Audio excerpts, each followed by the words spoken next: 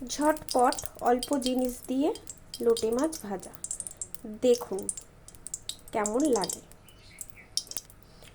অল্প একটু তেল দিলাম, তেলটা গরম হওয়ার সাথে সাথে আলু কুচানো আছে দুটো দিয়ে দেব। তেলটা গরম হয়ে গেছে, দুটো আলু কুচি দিয়ে দিলাম, দুটো আলু কুচি দিয়ে দিয়েছি।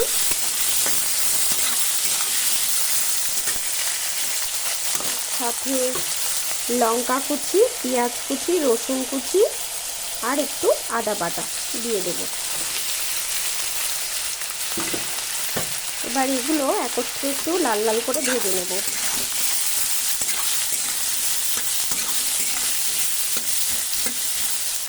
এবার অল্প করে স্বাদ মতো লবণ,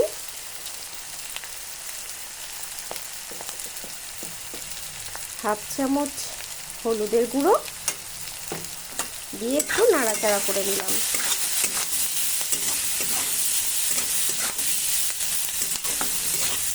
একটু লাল লাল হয়ে আসলে লোটে মাছগুলো দিয়ে দেব।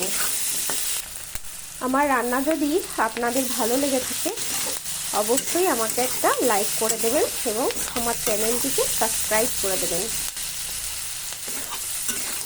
আমি এর মধ্যে একটা ছোট টমেটো দিয়ে দিলাম, এটা অপশনাল, আপনাদের দিতেও পারেন আবার নাও দিতে পারেন, দিলে ভালোই লাগে, না দিলেও অসুবিধা নেই।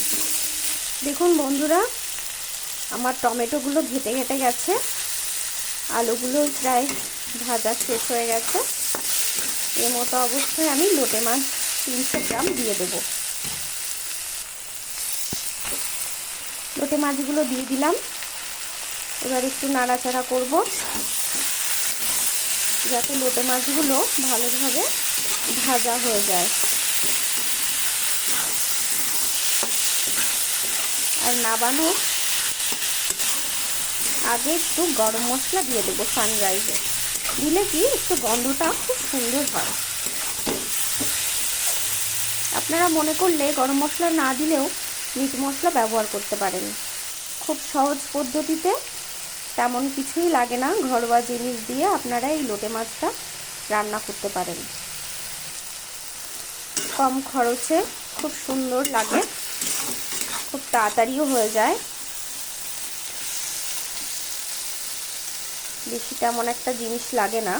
আর আমি সব রান্নায় বেশি মশলা বা তেল ঝাল ব্যবহার করি না। দেখুন বন্ধুরা, আস্তে আস্তে লোটে মাছের গা থেকে তেল ছেড়ে দিচ্ছে এবং লোটে মাছটা লালও দেখতে হয়েছে। আমি কিন্তু কোনো শুকনো লঙ্কা বা কোনো রেড চিলি পাউডার ব্যবহার করিনি। আমি লাস্টে একটু গরম মশলা, এই যে দেখুন সানরাইজের শাহী গরম মশলা একটু ব্যবহার করব, সামান্য একটু নাড়িয়ে নিলাম। দেখুন কি সুন্দর ঝুড়ো ঝুড়ো হয়েছে, এই দেখুন।